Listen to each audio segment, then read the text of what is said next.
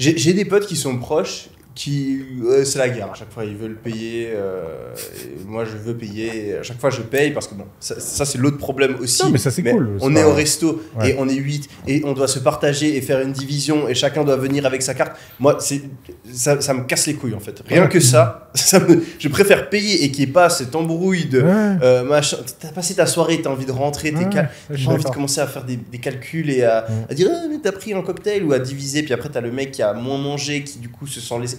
C'est bon, je paye, mais j'ai des potes à moi ça les dérange.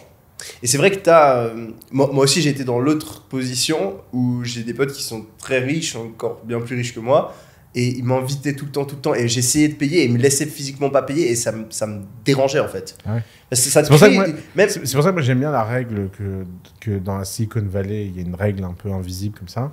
C'est le mec le plus riche à table qui paye et point barre. Ouais. Mais après, si c'est récurrent, en fait, ça te crée une espèce de dette. T'as qu'à inviter. Tu invites pour de vrai.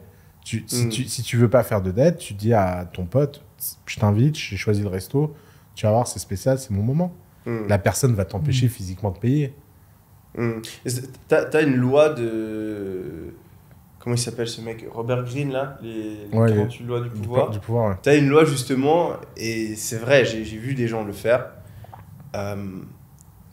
où ils te payent quelque chose, mais ils savent que c'est parce que ça va te rendre... Débiteur. Débiteur. Mais c'est pour ça que ce livre, il est débile, il n'y a plus rien de ça qui est vrai. C'est comme les mecs... Moi, je promets que ça dépend de l'énergie des personnes. Oui, mais les gens qui essayent de faire ça, ça marche pas. Ah, ça marche. C'est-à-dire... Ah, je te promets, j'ai te pas fais envie, offrir un j'ai resto, pas envie de toi dire des noms. Tu te fais offrir un resto et des fois contre mon gré, oui. Et tu te sens débiteur du mec qui t'a offert un resto? Bon, arrête. Consciemment et inconsciemment. Et je pense... Mais oui.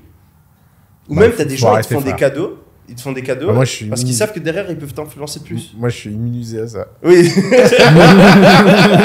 Moi, je reprends du dessert. Non, mais à 100%. Genre, surtout si tu gagnes moins d'argent. T'as quelqu'un qui est riche, qui t'invite, il te fait passer une soirée de dingue, il paye tout pour toi. Le jour d'après, s'il te demande un service, tu vas le faire. Et c'est comme ça que marche énormément d'arnaques. Tu regardes le Tinder Swindler, le mec, il faisait ça. Ouais, donc, il impressionnait les gens, il leur donnait des choses. Donc, tu te sens redevable. Et derrière, en fait, il te met dans un engrenage où il peut te soutirer encore plus d'argent. Donc après, ça dépend complètement de l'énergie qui est autour. Si c'est bienveillant et que la personne n'attend rien en retour et que c'est une bonne personne, pas de problème. Mais j'ai vu des gens le faire pour derrière en tirer quelque chose. Et ça, c'est moins bon.